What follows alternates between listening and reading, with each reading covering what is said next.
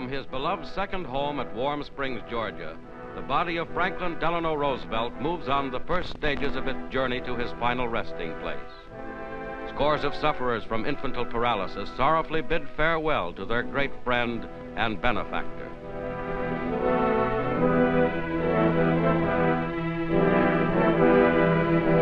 The president's dog follows his beloved master. Aboard a special train beginning the 24-hour trip back to Washington, the 31st President of the United States leaves Warm Springs forever. And all along the 700-mile route, people gather to honor President Roosevelt and his ideals.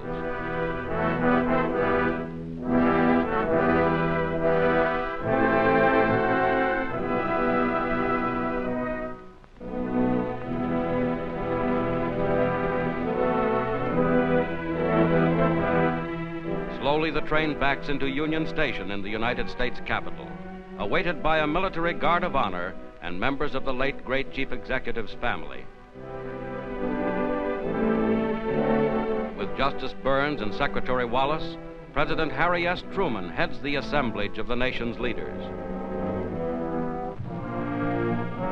On a 6-horse field artillery caisson, escorted by representatives of every branch of the nation's armed forces, the casket passes grief-stricken throngs of people en route from the station to the White House.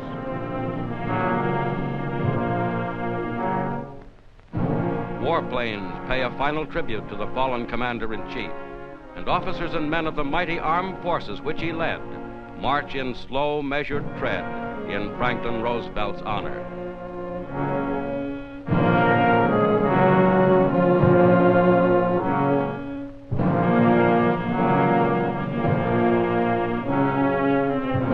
Across from the White House in Lafayette Park, the men, women, and children whom Franklin Roosevelt served so well watch in tearful silence.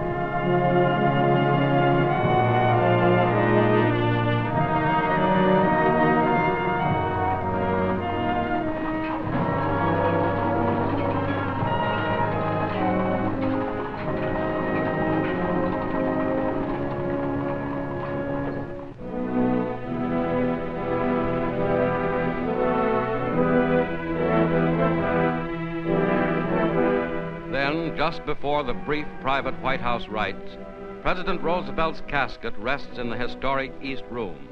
Here, 80 years before, lay Abraham Lincoln.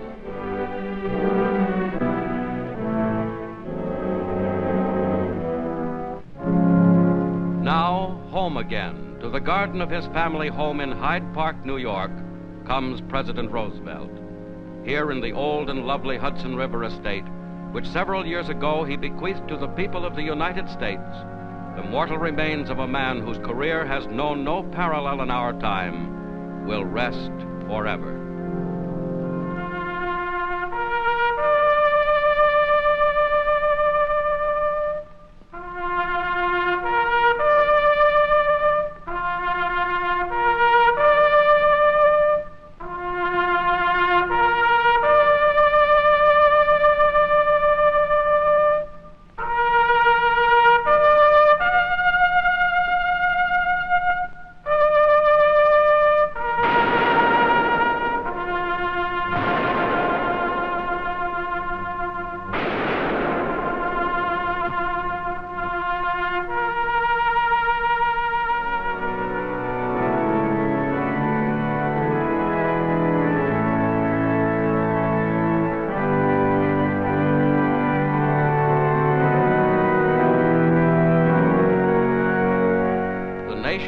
and the world mourn with Mrs. Roosevelt and her family.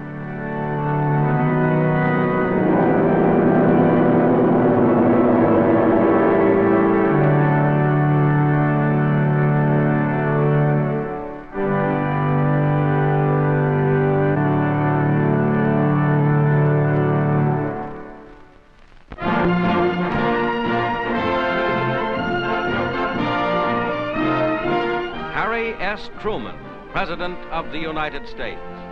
Distinguished Senator from the state of Missouri for 10 years and Vice President since the last national election, Mr. Truman brings to his new high office an understanding of the gigantic American war effort, second only to that of the late President Roosevelt.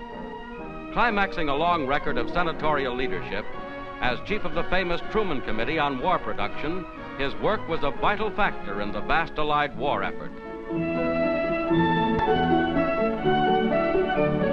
At last summer's Democratic National Convention, Harry Truman was chosen as candidate for vice president with President Roosevelt. His brilliant record, hailed at the convention, included leadership in legislation for the reciprocal tariff, for the Selective Service Act, for Lend-Lease, and the repeal of the Neutrality Act. In 1935, he had voted for the World Court, and he had consistently given support to the progressive social program of the Roosevelt administration.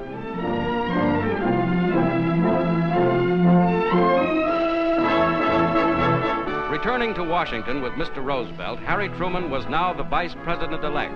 In his first speech after his inauguration, Vice President Truman said, "In this shrinking world, no nation can live safely alone.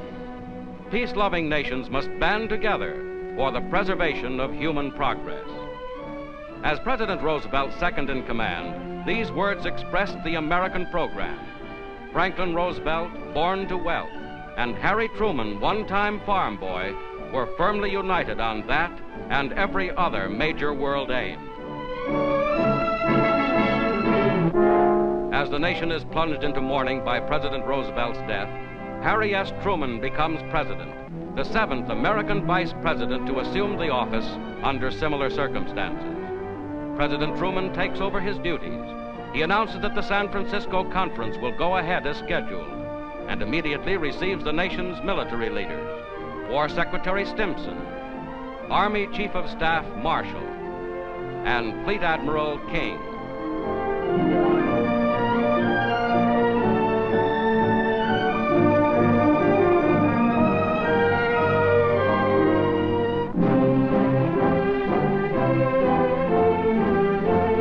James F. Byrnes, high Roosevelt aide who took part in the Crimea Conference, Secretary of State Stettinius, British Foreign Secretary Eden, and Ambassador Halifax also visit the President. Arriving to address a joint session of the Congress, President Truman receives thunderous applause. He pledges to carry forward the work of Franklin Roosevelt. With great humility, I call upon all Americans to help me keep our nation united in defense of those ideals which have been so eloquently proclaimed by Franklin Roosevelt.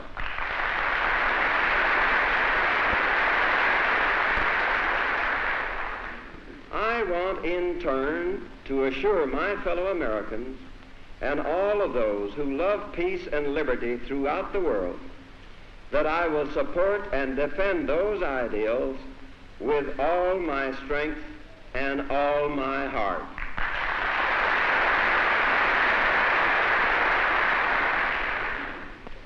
So that there can be no possible misunderstanding, both Germany and Japan can be certain, beyond any shadow of a doubt, that America will continue the fight for freedom until no vestige of resistance remains.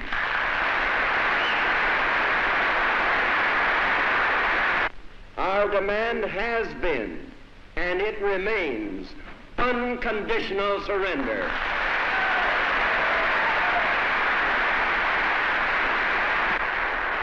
We will face the problems of peace with the same courage that we have faced and mastered the problems of war. In the memory of those who have made the supreme sacrifice, in the memory of our fallen president, we shall not fail.